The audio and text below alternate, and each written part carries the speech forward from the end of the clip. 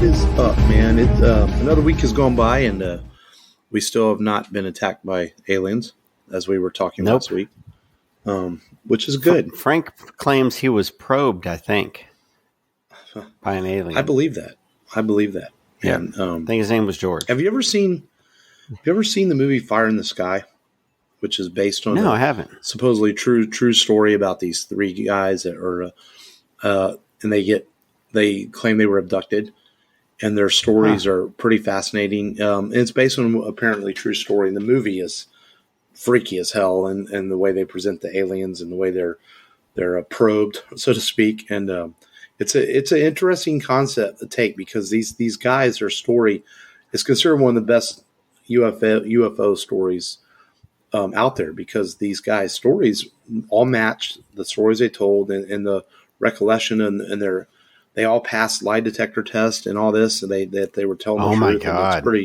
It's pretty crazy, man, that the stuff that those guys say they saw. I think only one of them was actually apparently abducted in the ship. I have the movie on my Vudu account. I've seen it a few times, and it's an interesting watch. If you want to watch a really cool alien abduction movie, watch Fire in the Sky. In fact, man, that would be a movie. In fact, that would be a movie we could do on the show. Maybe now that I mention it, we'll put it. We don't have April and May filled out yet, and maybe we'll have to throw it in here in the next 6 weeks or so, and maybe do that movie. It's a pretty cool watch. And that sounds like a good watch. Yeah, it's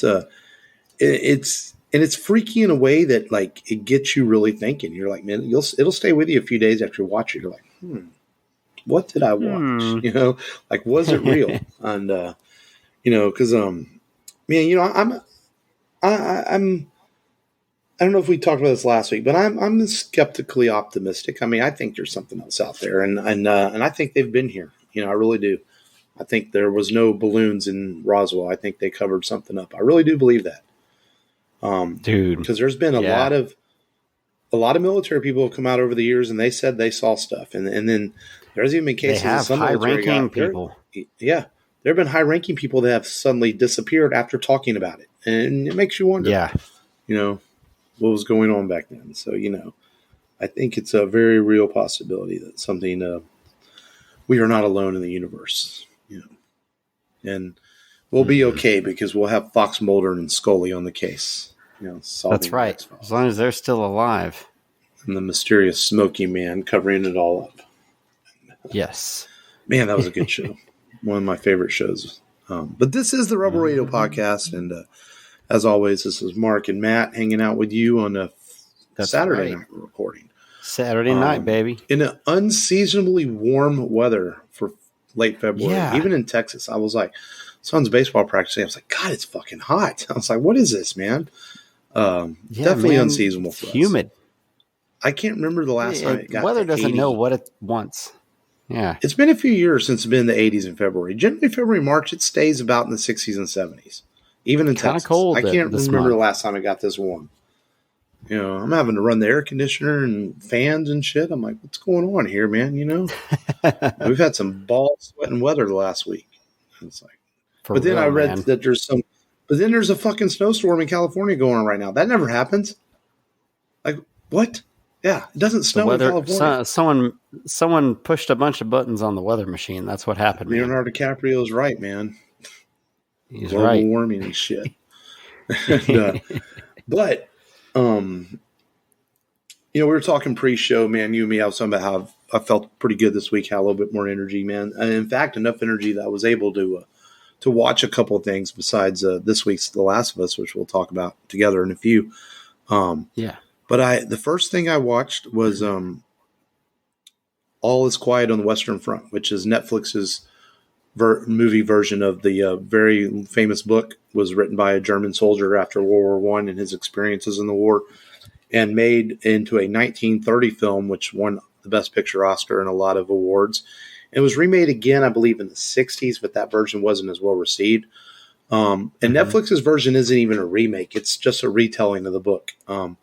And man, this is a good film. It's brutal. It's brutally violent. And it's the first movie I've probably seen since Saving Private Ryan that makes you feel like you're in the war. Well, maybe Lone Survivor too. I don't want to disrespect those guys because of what they went through. Because Yeah. Lone Survivor definitely put you in the soldiers' boots, so to speak, and all Quiet on the Western Front definitely put you in the soldiers' boots, like Saving Private Ryan did, and it is relentless and it doesn't let up, and it tells a harrowing, frightful story of what these men went through in Germany during World War One, and the trench warfare.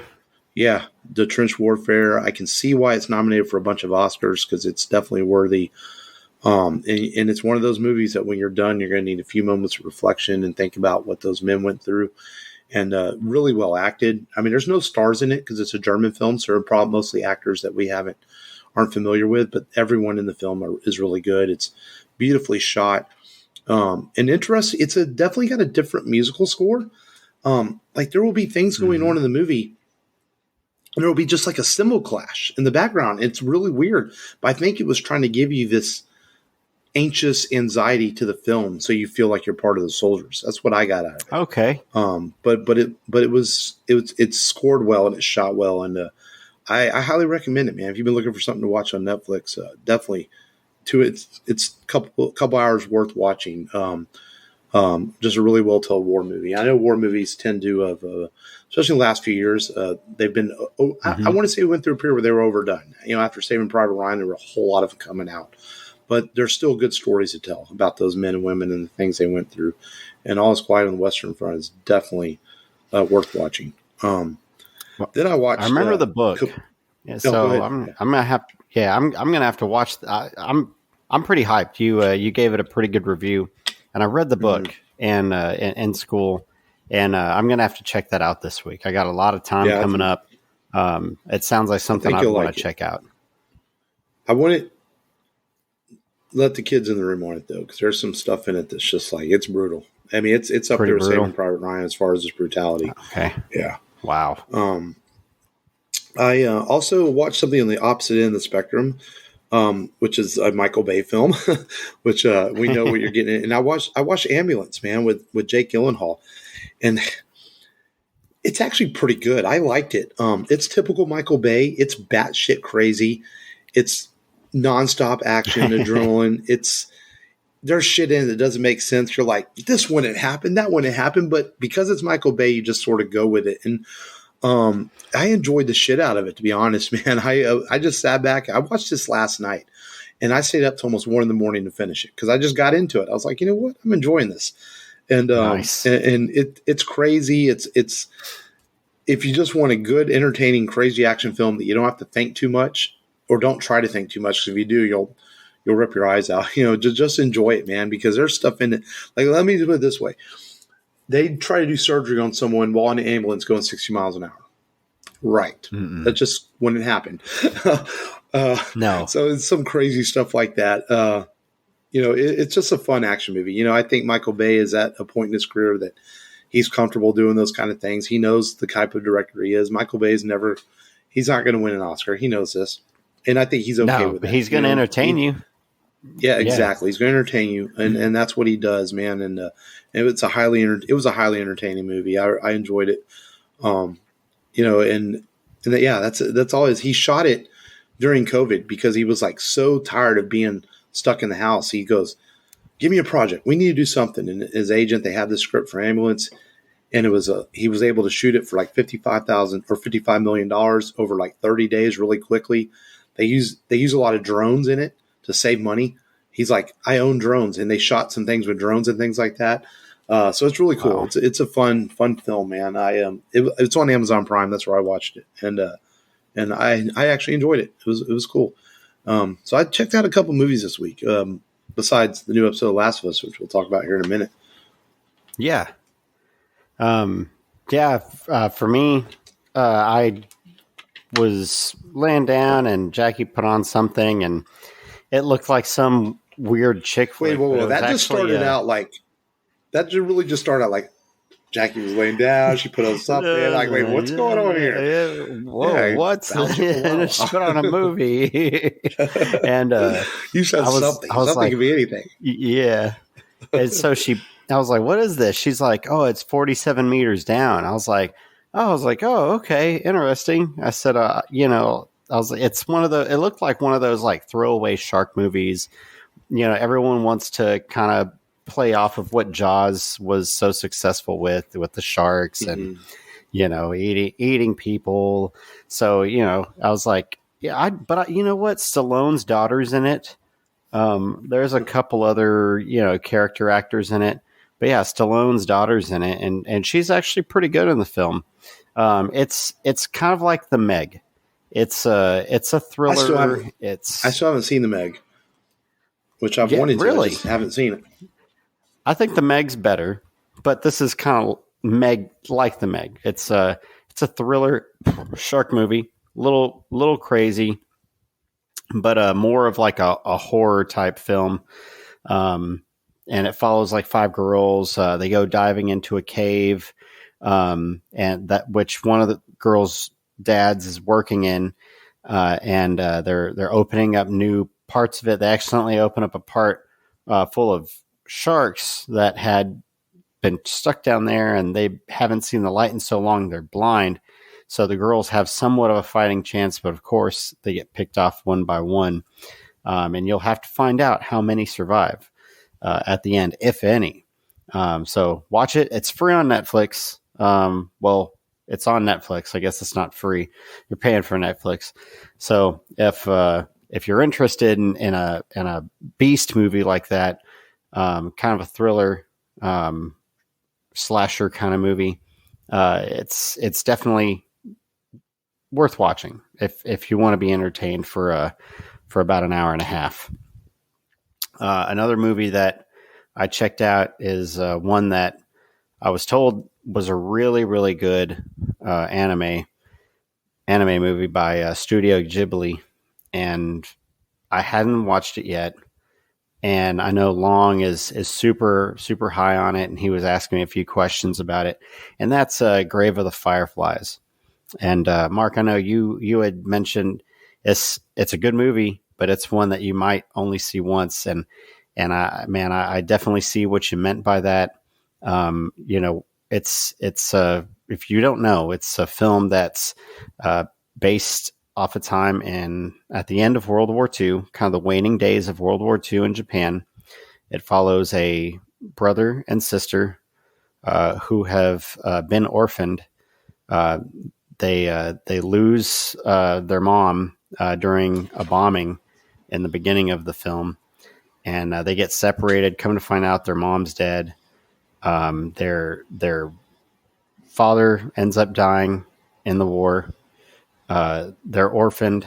They feel alienated by their aunts, so they go and they try and live by their own. But the war has, of course, strained a lot of supplies and other things, and they're just trying to survive. And the brother is tasked with not being the brother, but just but also being the father, being the protector, trying to care for his little sister.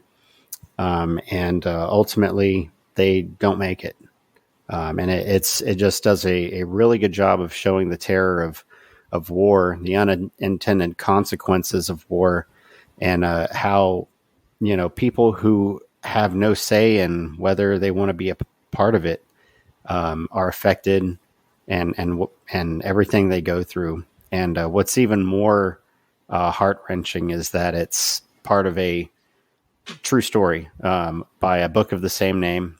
The author lost his 1.5-year-old sister to malnutrition during the same time, and it's sad, And he wrote this story as a kind of to cope with his sister's death and a way to pay tribute to her. As he states, he would go to the sea and get seawater, put it in a bottle, and try and wash the lice off of her body because she was so malnourished. And she had nothing but fireflies to keep her occupied and distracted. And he regrets, he has some regret because he mentions in an interview that he wished he was like the brother in this Studio Ghibli film and had, maybe pet his sister a little bit more. He was not as kind. So I don't know if, can be a lot for a kid to try and take care of someone like that. Maybe, she annoyed him or something during the time, and maybe he felt guilty about that. But, you're asking a child to be something that they shouldn't have to be, Right. in a rough time. It's pretty sad, man. Movie had me thinking, just thinking about it just these last few days, and just how, big of that movie can make a really big impact on you. Just make you think differently about things. And these people exist. Yeah. These people exist, but you don't, see it portrayed like this. And man, Jackie watched it. I had to have her watch it. And she's a very emotional person. She cried for an hour. She's like, I hate you for making me watch this. And I was like, well, it's a good film. She's like, yes, it's a good film, but I hate you for making me watch it. She's like, she's like, listening to everything, like, just, I don't want to spoil it. I feel like you have to watch it.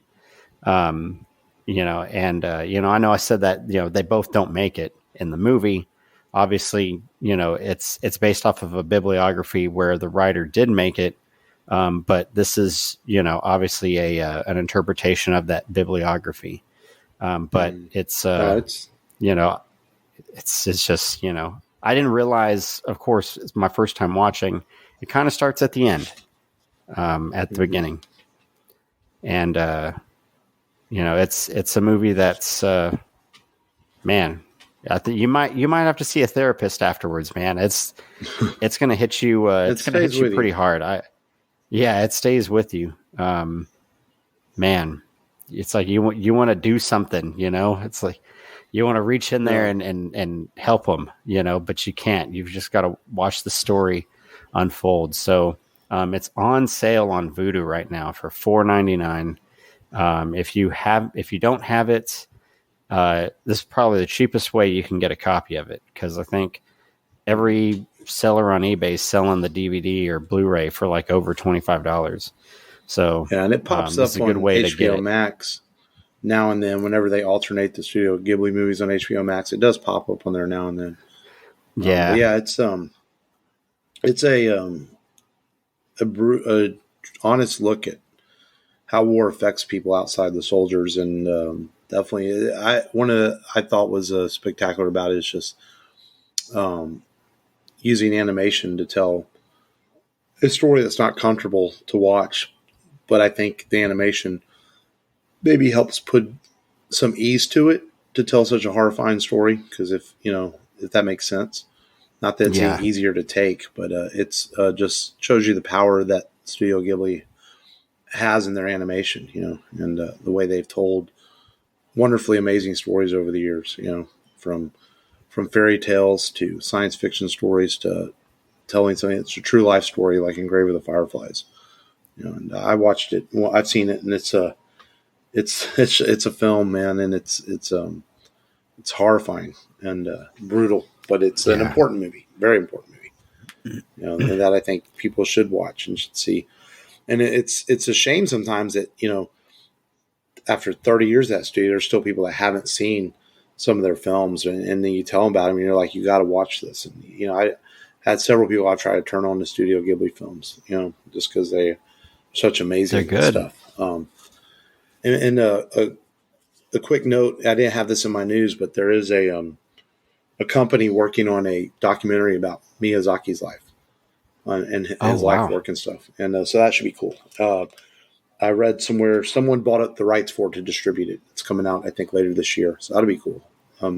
Hopefully it's easy to access and available to see his life story and the movies that he made at that studio. So that would be nice. So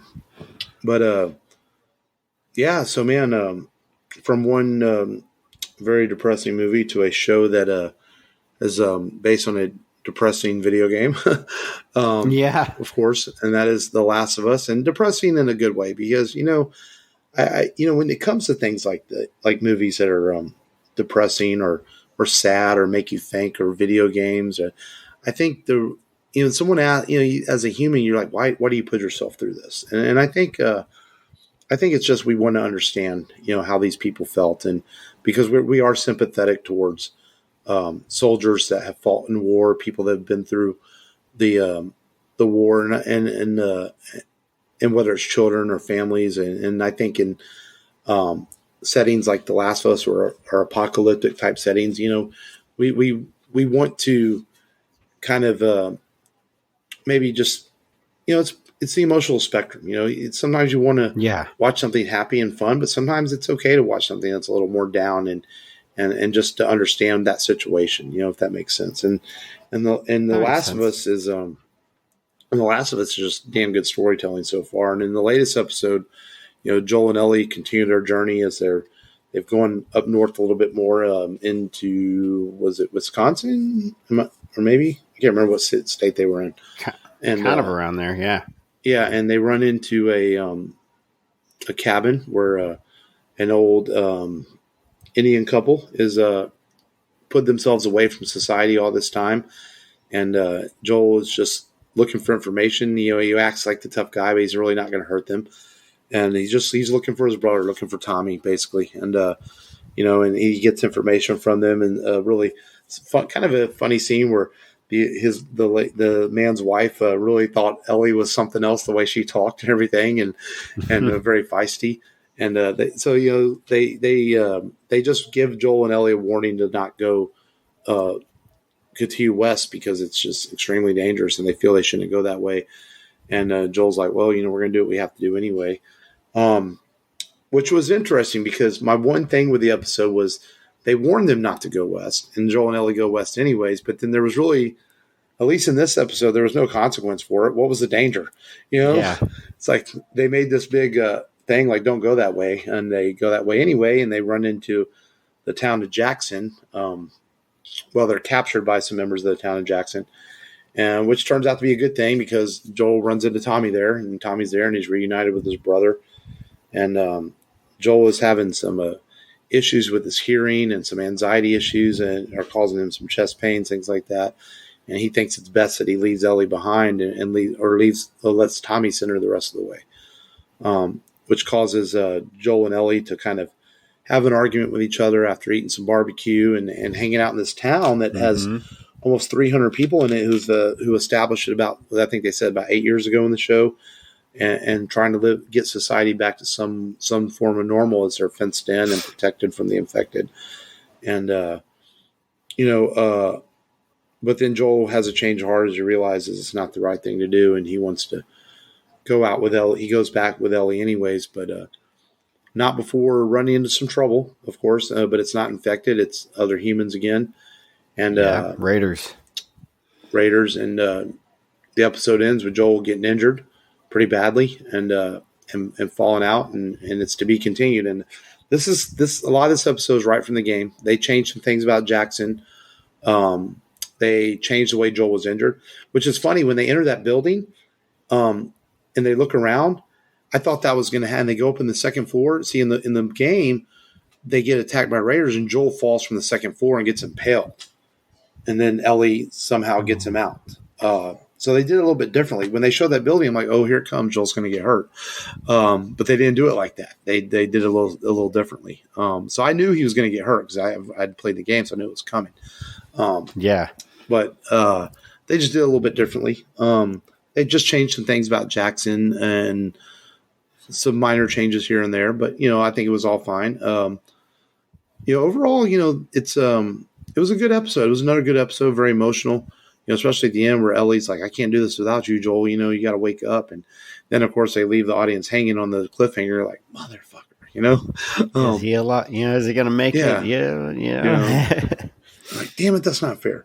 But it's interesting to see how, we've gone from the beginning of the show to like all these rundown buildings and cars and everything. And now you kind of get into this area up north where it's beautiful and it's lots of snow and it looks like regular society. Run to a couple that's holed up in their cabin. They've been there for years. They've cut themselves off from society. Then you run to Jackson, which seems like it's seemingly doing very well for being a small town and getting things back together. So it's almost like the episode gives you some hope for the future, and then rips it away by having Joel get hurt. You're like, what's going on here? That's kind of what I got out of the episode. Things were going good, looks like they're going to straighten out. The journey is almost over, and then, Joe gets hurt. Joel gets hurt. So it's been left on a cliffhanger, man. Leaving us on a cliffhanger. My thing too is like they added the Tommy and Marlene. The lady, was her name Marlene? No, it was somebody else. Marlene's the other lady. That's kind of added because I don't remember Tommy having to stay behind because he's having a kid in the future. So they added some stuff like that. Because that was my first thought was like, when you play the video game, you kind of accept the process the game takes you. You have to do this. You have to do this. You don't think too much about story plots in the way. Yeah. But in a show, I know Joel doesn't want to reveal that Ellie is immune. But it feels like he could trust his brother enough to tell him, and maybe they would send a couple of people with Joel to help him. It's so it kind of, to me, it's more convenient in the show, okay, we're just not going to tell anybody. We'll just continue to be me and Ellie, and that works in a game, but in the show, it makes you think about okay, why doesn't Joel ask for more help? But I guess it's forgivable. Why does it just have to be him? Yeah. What did you think though about the episode? I thought it was, you have a lot of emotion there because Joel wants Tommy to go with him as well. And so they kind of have an emotional argument over some whiskey, which, hey, at least you're getting buzzed, And Joel mourning a little bit more about his daughter and seeing that Nellie, that was all really well done too. Yeah, that was really good. So it's, and then, finding out what people used to do in a, pre-apocalypse, Tommy's wife was a DA. So, and now she's a cowgirl, But I think they did a really good job of tying in the emotional aspect of it as usual. They're good about that. We're left on this cliffhanger. I can't wait to see what happens next. I think we got an episode tomorrow. Yeah. When it looks up the episode, there was a DLC that came out with the game, which tells a side story of Ellie and her friend Riley before she meets Joel. And I have a feeling from the preview of the episode, that's what it looks like. What they're going to tell. They're going to tell the DLC story. Which is important to the overall story. So that should be interesting. Looks like we'll get some clicker action this episode too. Even there we go. As a fan of the game, I love the show. Don't get me wrong. I want this to sound wrong, but I'm a little disappointed in the lack of infected action. Because in the game you get quite a bit.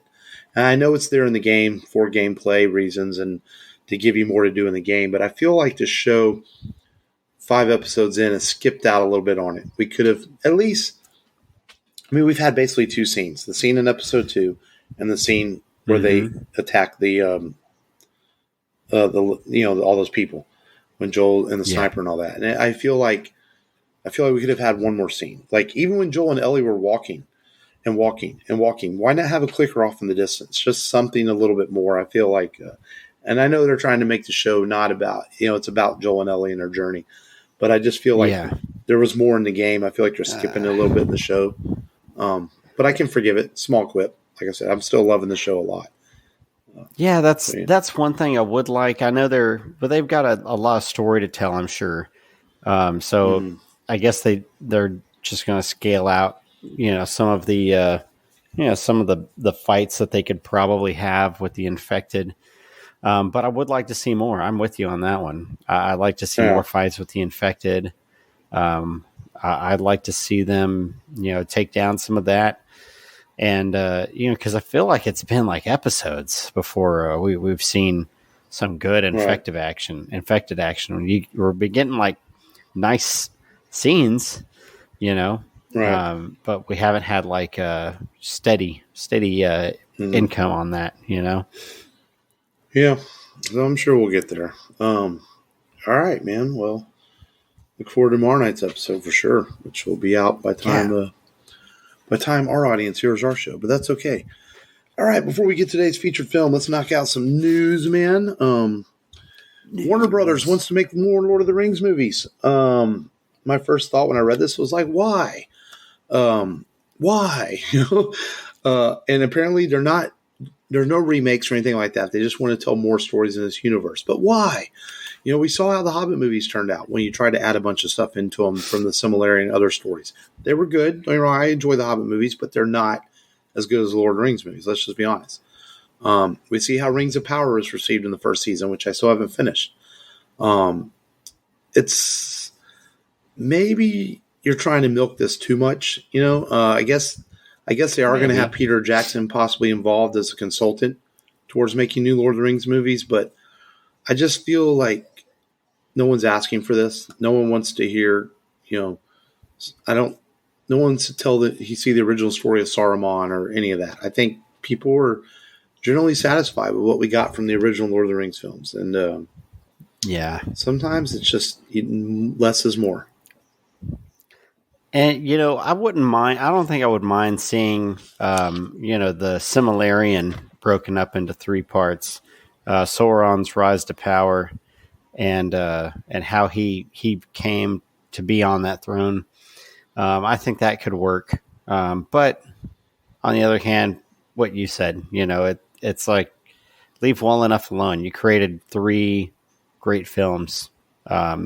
People still watch them religiously, and you've got your a friggin' religious sect that praises those movies. It's almost kind of like how almost you got like LARP, I guess. That would be you got the LARPers, and they're probably big into that. So just stop while you're ahead.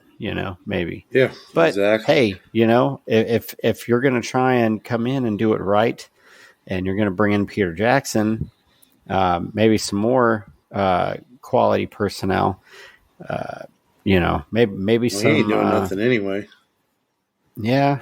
Jackson, I don't think he can't be working on much. No. But if it's done right, I think it can look good. I think it can be good. Just have to see what happens. See what they give us. See. So the Flash is going to have its world premiere.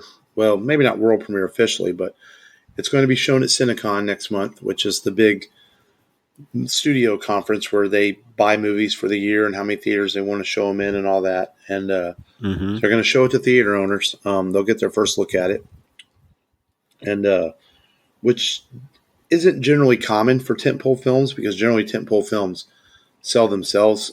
Theater owners are ready to show them anyway, but they want to get the word of mouth out. And I think this is definitely I believe James Gunn. I think if James Gunn says the movie is good, it's probably good. But I think it's also, this is like, hey, look, we want y'all to see we have a good movie, even though Ezra Miller has this public battle with his problems. We want theater owners to know ahead of time that you're going to have a good product. I think that's why they're showing it at Cinecon. So hopefully it turns out good. Stay with DC for a minute. Matt Reeves has pretty much 90% confirmed that the Batman Part 2 is going to start shooting this November. So that's interesting. I think that means we'll get casting soon for new roles and things like that as we get closer to the sequel to my favorite movie of last year. So we'll see.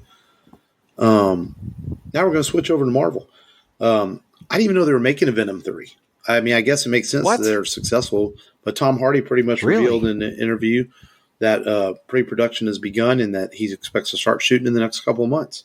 I was like, okay. I mean, I liked Carnage, the second movie, for what it was, but I'm like, do we need more Venom movies? It's like let's get Venom in the MCU, which they hinted at, and let's get there first. Yeah.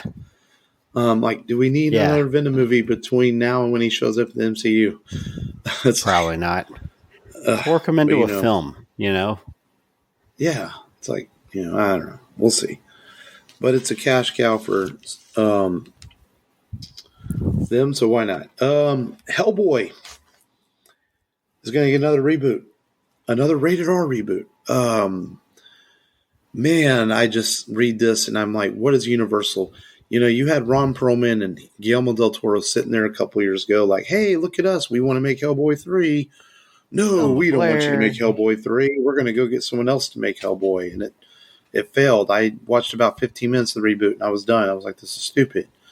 And now you're going to try again to reboot it. It's like, why? I don't know, man. Universal Pictures doesn't understand the property they have there. You had a good portrayal of the Hellboy with Ron Perlman. You had a top 10 director, I would say. Easily a top 10 director out of what you've got out there, and you're just like, you know what? I'm gonna try the other guy. I don't know what they're doing. Me neither. The last bit of news before we get into the feature film is Jon Favreau was talking some Mando this week as we get ready for season 3 to kick off on Wednesday. And that he said he's already pretty much about 60% of season 4 written. And he was like, well, yeah, we got to know where we're going ahead of time. And he also kind of revealed that it's funny because a couple years ago, he said he kind of had an idea where everything was leading to, and it was going to be a big event where all these stores. Now he's like, no, we don't really have any plan for Mandalorian. We're just going season by season. It's like, wait, which was it, dude? But at the same time, I'm okay with that, man. I really enjoy the show. I can watch many years of Star Wars and Mandalorian. And looking forward to Wednesday, Definitely. Man. I really am. I can't wait to get home Wednesday and sit down and watch the season premiere of season 3. Seems like it's been a long time since we've seen him. Even though he was in Boba Fett last year, it just feels like it's been a while since it's like revisiting old friends. So pretty much looking forward to that. And you hear the rumor that Boba Fett's going to appear in this season too, which I'm really not surprised by that because after the events of the Boba Fett series, you kind of just can't make him disappear. I'm not surprised he might show up. So we'll see. He's got to. All right. Today's featured film, which is comes by, I requested on our Facebook group, which you can link to through the rebelradiopodcast.com. What movies people want us to do this year. And we got a few suggestions. And this was one of them from our friend of the show, Matt. And this is a film that came out in 1990, even though it was shot in 87. We'll get to that in a minute, why it took 3 years to come out. And this is a little known film, except in certain circles. Most genre people that are into sci-fi have heard of this film. They've probably even seen it. And that is Robot Jox. Yes. Man, I remember seeing this where all nations are dead except for Russia and the USA. War has been outlawed, and instead we have athletes fight each other with giant robots for rule over territory. Yeah, that's how the trailer would go. That's the summary of the film. I mean, basically, this movie. It'd been some years since I've seen it. I do remember watching it. It's probably been 30 years since I've watched it. So I was very young. And first off, it was supposed to come out in 87, but the studio that financed this movie was going bankrupt, and this movie was kind of caused them to go bankrupt because it was one of the most expensive movies they made. And so they didn't really have a release pattern for it. They tried to put it out in 88, but then 88 got swamped. Then they tried to put it out in 89. 89 got swamped. Finally, the film was finished, and they put it out in 1990. And it by Empire absolutely bombed. Yeah, absolutely bombed at the box office. Nobody saw the thing. But then in the 2000s, it saw a renaissance through some DVDs, and then it got a Blu-ray release, and it kind of became a kind of a cult classic. Now, when I say cult classic, I always lose. Some movies are true cult classics, like Buckaroo Banzai and The Crow, Roadhouse, and things like that. Roadhouse, I'll give Roadhouse credit. But there's something generally about those films that make them a cult classic. They have their audiences, and they have some redeeming value to them. I don't know if Robot Jox is one of those, because overall this movie's kind of bad, but overall it's also kind of fun. Yeah. I think it's got a lot of really great ideas in it. like really cool fucking ideas, but they just don't really come together right. Either because of the budget on the film or really terrible acting in some scenes. I think that affects it a lot, and just story plots that just don't make sense at all. Like you're supposed to fight these Russians, right? And you're fighting over territories, but yet you're hanging out in the same bar with the Russians. Like, wait, you all live in the same area? I was confused by that. It's like, yeah, it that is kind of weird. I didn't think about that. Alexander, he walks into that bar. Well, if it isn't Achilles. So yeah, essentially Achilles is like the U.S.'s greatest fighter, and Alexander's like Russia's greatest fighter, and they basically swing their dicks around most of the movie about who's going to win the fight at the end, and then we get a fight at the beginning. And one of them's a chainsaw dick that comes out of the robot. Yes, the robot has a chainsaw dick. That's you had never seen this move. Before. No, you had never seen it before until now. No, I haven't. When I was watching it the other day, I'm like, man, that's got to be laughing at some of this, because like it's relatively enjoyable if you just take it for what it is. But then there's parts of it that are pretty cringeworthy. You're like, God, this is bad. Special effects are actually pretty good, even for 1987. I think they. I want to know who idea the chainsaw dick was. Was there a German guy in the room? I want him to have a chainsaw penis. I know. And this movie is chainsaw dick. And the crazy thing is, it's PG, but yet it's got a naked chick in it. It's got people getting burnt alive when the robot falls on them. It's got the chainsaw. Yeah. It's like, and what did you say? Sons of bitches. A chainsaw dick. Like, no, that's crazy. Like, let me show you. God damn it. Chainsaw dicks. That's what we need. Make it happen. And they fucking got bankrupt. Yeah. Yeah. Anyone who doesn't know, you can watch this on Pluto or Tubi for free. And, it's only an hour and a half. It's a quick watch. And actually, for a movie, it's paced pretty well. I never got bored watching it, at all. It's fun. It's got fun moments. The lead actor, I can't remember his name off top. He's just hamming it up throughout the film. The guy who plays Big Tex is absolutely hamming it up the film the whole time. Oh, big time. No one's really trying at all in this movie to fucking act. They're just like, they're reading these lines that are poorly written and put together to try to tell the story about these robots fighting. And definitely the coolest parts of the movie are the robots, for sure. But at the same time, I can see why this movie kind of has a somewhat of a cult following, has its fans, because it's got that campy classic feel to it, like a lot of these kind of movies do, like Flash Gordon and other stuff. But it's not amongst the best of those camp classics. It's probably more amongst the bottom end of things, but nonetheless, it's fairly enjoyable. Yeah, and you've got this film was supposed to be a futuristic rendition of the Lilac, so that's why you have people named Athena, Hercules, Achilles, but of course, there were so many changes, it didn't really get depicted as that. So instead, you've got robot jocks. And I like what they did here. They couldn't name it Battletech, but they're going to bring the writer of the Battletech and bring him over really? As a consultant. Yeah. Oh, yeah, they did. It's like, I don't know if that was like before they ran out of money or after. It had to have been before. I think it was before. So I thought that was pretty interesting. And then you've got the horrible martial arts in here. But, they've spent so much money on suits and mechs, that they just, they probably just didn't have enough money to choreograph. They tried to get Van Damme to do the movie. So they had a real martial artist. Yeah. That would have worked. And you know what else is funny? So to elaborate, you've got Hercules. The beginning fight is between Alexander and Hercules, and Hercules loses. So the next continent that's up for claim is Alaska, and they just can't let Alaska fall. Apparently, they've got to save all the salmon.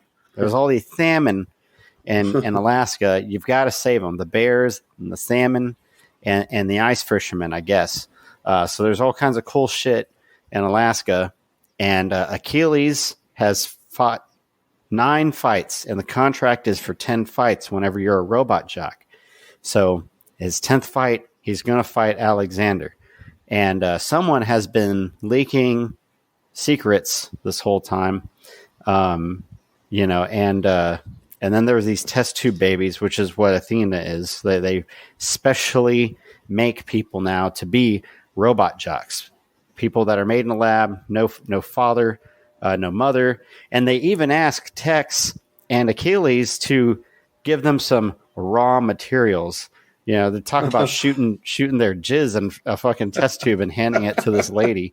And so that's another thing. This is kind of weird. But anyways, there's a fight between Alexander and Achilles, the 10th fight, and in a crazy accident with a rocket fist, Achilles trying to block this rocket fist from going into the stands of these people who are wearing N95 masks. So I guess COVID's so fucking prolific that it has made its way into this movie even. So the robot that Achilles is operating falls on the stand and just crushes all kinds of people. It's horrible. He probably should have just let that damn thing fly on its own. And Trent Reznor sampled the screams of the people in his song "The Becoming." Yeah, really. Trent Reznor, at some point in his life, imagine Trent Reznor sitting down and fucking watching Robot Jocks. And it's like, I'm going to sample those screams in a song. Yeah. God damn. So there's a trial, and the people in the trial are fucking not empathetic at all. They're like, we are truly sorry about all the people that have died, but fuck you. We're not going to rule on that. It's like, it's okay. You died. Just, you can cry. You can go cry somewhere. That's about it. And they say that it's a draw. There's going to have to be another fight where Achilles is like, I've done my 10 fights, buddy. I'm done. So he didn't feel like he's obligated to fight anymore. So Athena's back up. Once Athena gets put into the job, he's like, oh, I'm not going to let Athena fight. I guess he's got some crush on her or something. So he comes back. Athena drugs him and dresses as him and tries to get into the mech, but not before one of the other techs slaps her on the butt, and she turns around like, and to give him some slack about, smacking her on the butt. And he's like, hey, that's not Achilles. That's so I'm like, okay, so I'm like, what's going through this guy's head? Hey, Achilles likes it when I smack his ass. This person, right. You're an imposter. Achilles loves it when I spank those luscious cheeks of his. So she turns around and gives it away, but tries to fight Alexander. And then, she gets knocked down in the fight. Achilles comes to, hops in the mech himself, and it ends in this weird fist bump. Just he's like, you know what? Let's just have a cool ass fist bump at the end. We don't have to die. Yeah. And then that was my thing. Okay, when Athena falls back and she's all moving in the chair and stuff, they have this super tech for this robot, right? You couldn't have secured them better when they fall over. I'm like, wait a minute. Yeah. That doesn't seem very good. Your robot jock falls over, but you don't have a way to make him get up easily because your tech is poorly designed. You're just going to flap around I can't get up. I fall and I can't get up. Yeah, for real. And what's crazier, you talk about the design, they even move slow. So it's like they can't, I don't think they can really dodge each other's attacks anyways. They're like, all right, now just stand there and take it. It's like fighting in the Revolutionary War where you're just like, you just fired at each other. You didn't like try and dodge. You just marched towards the enemy and just kept loading and firing. And like it's like a Revolutionary War fight, but except just between two mechs, and that's it. They're just firing at each other. Well, Stuart Gordon was inspired. Mobile. Stuart Gordon, the director, was inspired by the Transformers essentially, and they were they straight up admitted they were trying to cash in on the robot craze. But by the time the movie came out, Transformers had gone off the air. The movie had come and gone. The robot craze was kind of moving on to new things in the 90s, Ninja Turtles and things like that. It just never caught on, and it didn't help that it's overall a fairly poorly constructed movie. And they even had a sequel plan for it, which, get this, the robot jocks have been fighting aliens. How does that even make fucking sense? You go from fighting for territories to fighting aliens. It's like, that was his idea at one point, though. But that being said, as ridiculous as this movie sounds, for some reason, it's really watchable because you just watch it as a camp movie. It's got some really bold, I think it really has some great ideas in it. It really does. I mean, definitely, man. If you put the ideas together, I mean, it definitely has some Cold War sensibilities. Being an late '80s film, during the Cold War, Russia versus America. But you could take those ideas and then expand on them and make it. You could remake this movie and probably make it better with the bold ideas and today's technology and special effects. And you could make a really cool fucking mech movie, if you really put your ideas together. Yeah, dude. And we'd have to have Pedro Pascal play Achilles. He plays Pedro Pascal and everything. He plays all the good guys. And then I could see him. I've done my fights. I'm ready to go home. And then, there's a girl, and there's a test tube baby. So she's got all the super reflexes and stuff. So she's a gifted child. He'd have to save her. Right. He's always saving gifted. It's perfect. So Pedro Pascal does it. Yeah. No, did you see he doesn't like to do the Mando voice for people at conventions and things because he says it's creepy. He goes, dude, the Mando voice is creepy. Because I talk really low and I try to do it just for fun. It sounds like I'm being creepy. So he doesn't like to do it.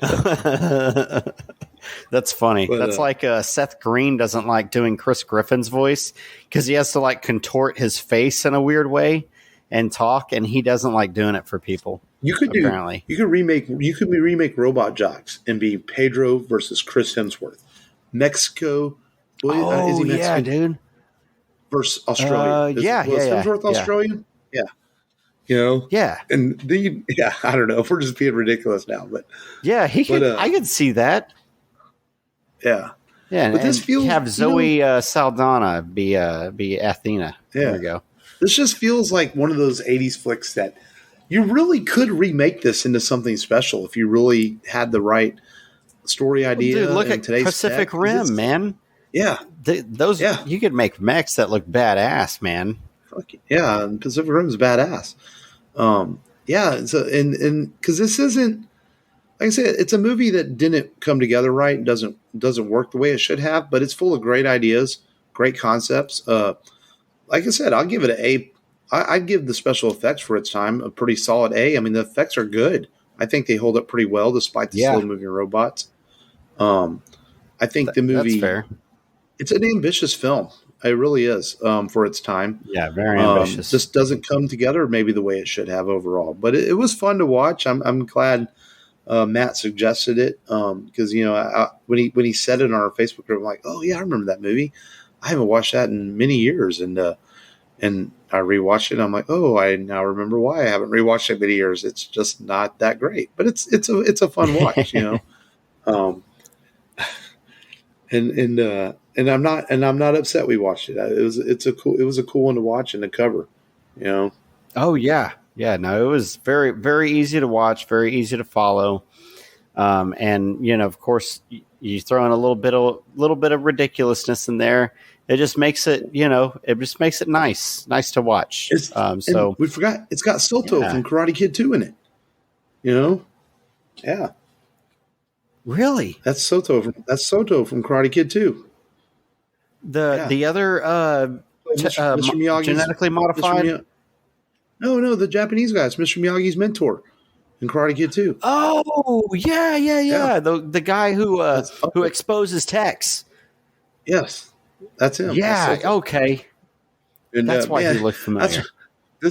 Then Texas one racist son of a bitch in this movie. We didn't mention that. He's all like, that Jap son of a bitch, and he's got to be the spy. And I'm like, God dang, could you be more racist, Tex?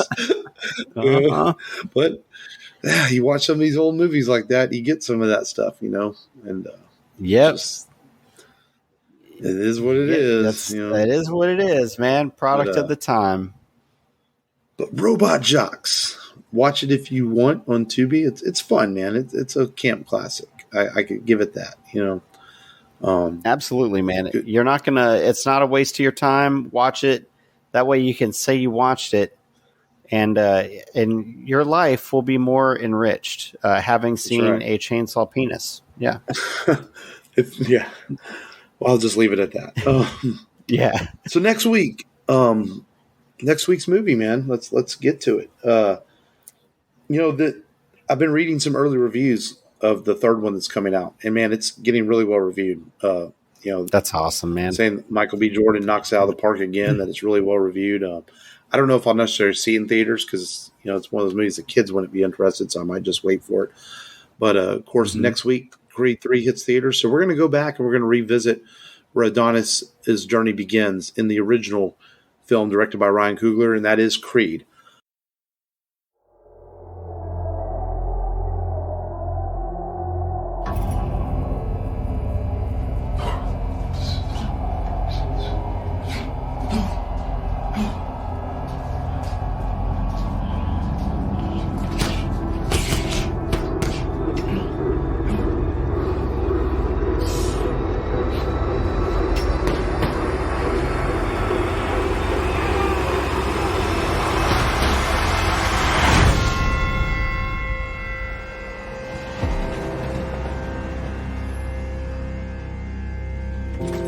Built for this.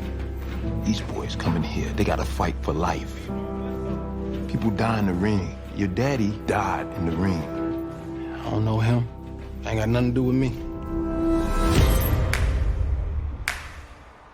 I've been fighting my whole life. It's not a choice for me.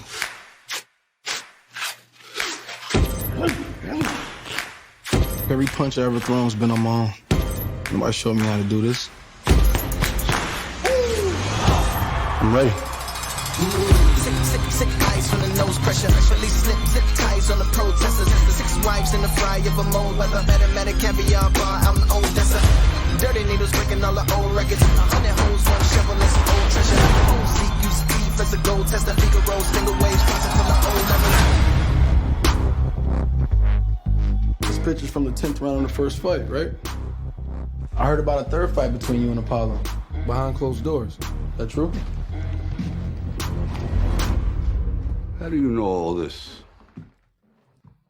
I'm his son. And red gloves for the reason why I gave time. Scared thugs going crazy in the cage box.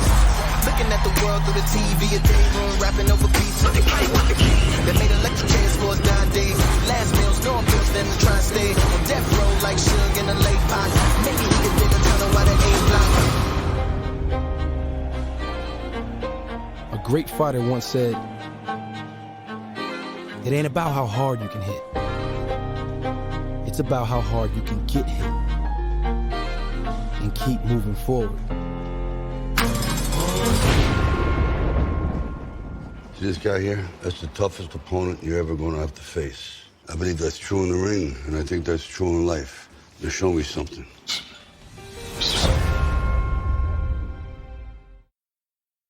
And this is a movie that I admittedly slept on when it came out. I was like, do we need a Rocky spinoff? I'm like, I just felt, the Rocky films were what they were. Do we really need more? And then I watched it, and I immediately fell in love with it. It's just such a really well done film. And the sequel is good too. And so we'll go back next week and we'll discuss Rocky and Adonis's coming together in this film and their journey as as Adonis learns to find his way after finding out his, or coming to terms with his legacy of who he is. I think that's a good way to put it in Creed. That's a good way to put it. So I'm kind of looking forward. It's been a bit since I watched the first one. So sit down this week and watch it, and we'll discuss Creed next week. I know you're a fan too of the film. So. Oh, big time, man. I mean, I think they the way that they were able to draw the line between, Rocky Balboa, Rocky Six essentially, and make this into Creed, and how Michael B. Jordan's kind of turned this into his own thing now. It's nice, and it's very cool. We're going to touch base on it next week. Yeah, for sure. And so it'll be fun. So that's next week in the show. We'll discuss Creed. I'm not sure if it's streaming anywhere, but I own a copy of it, so no biggie. So that's next week. All right. Until then, man, the rebelradiopodcast.com. Find us on all the apps, of course, and join our Facebook group, follow us on Twitter, and all that good stuff. And we thank you, as always, for listening. Of course, continue to be safe out there. And until next week, this has been Mark. This has been Matt. Until next time, remember, as always, just go there and do it. Just go there and do it.